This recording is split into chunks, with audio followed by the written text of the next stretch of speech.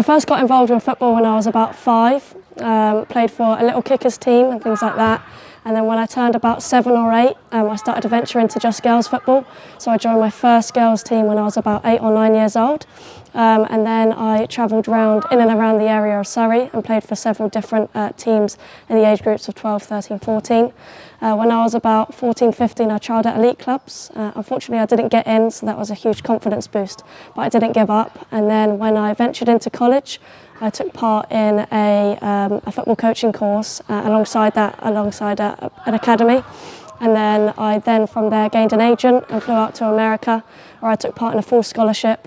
Unfortunately gained an injury, so then my playing career is now over.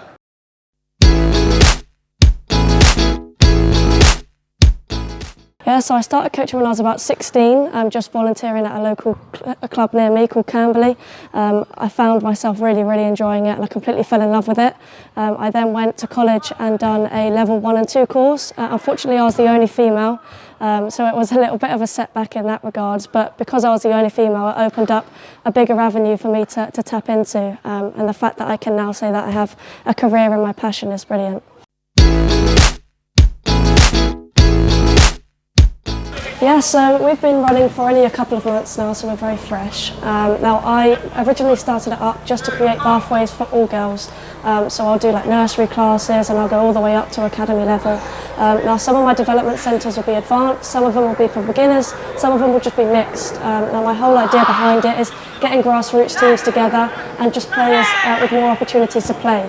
So we'll do things like 6-week development centres, 3-week development centres, spring-long development centres and things like that. And I'm trying to get involved in every sort of club in Surrey, bringing the girls out and just giving them a safe place to come and express themselves.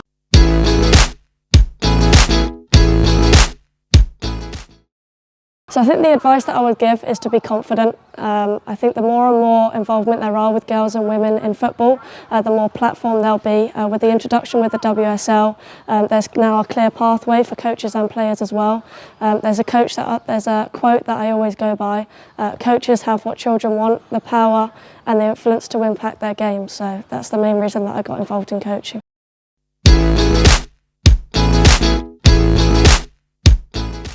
Whilst coaching, I actually haven't. Now, the main thing that I noticed, especially when I went out to America, there was a lot more girls teams than there were here.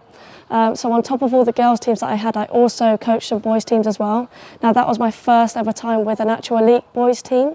And I was going in very nervous and I didn't really know how they'd react. And they were under 16 as well. And I also had an under 18 team. And I, at that time, was only 19, 20. So they were only a few years younger than me. But they warmed to me really well. And we went the whole season unbeaten. So I gained respect for them very quickly, which was brilliant.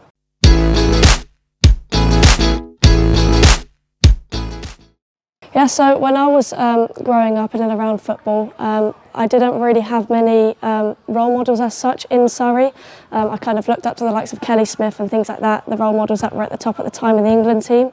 So I kind of want to go into schools and be that role model for the girls and the boys as well, and go into schools and kind of educate them about the power that football can have, the careers, the playing side, and there's so many more different elements to football as well that they can get involved in and kind of inspiring the youth.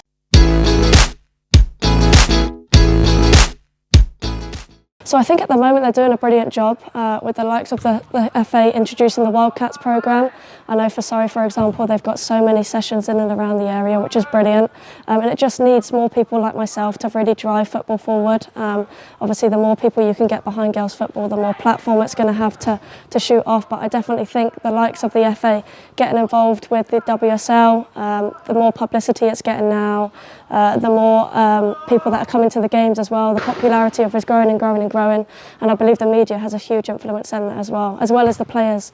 They're going out doing all their outreach programmes, so the more Wildcat centres, the more Just Play centres that we can get will be brilliant, and hopefully I can be involved in that partake as well.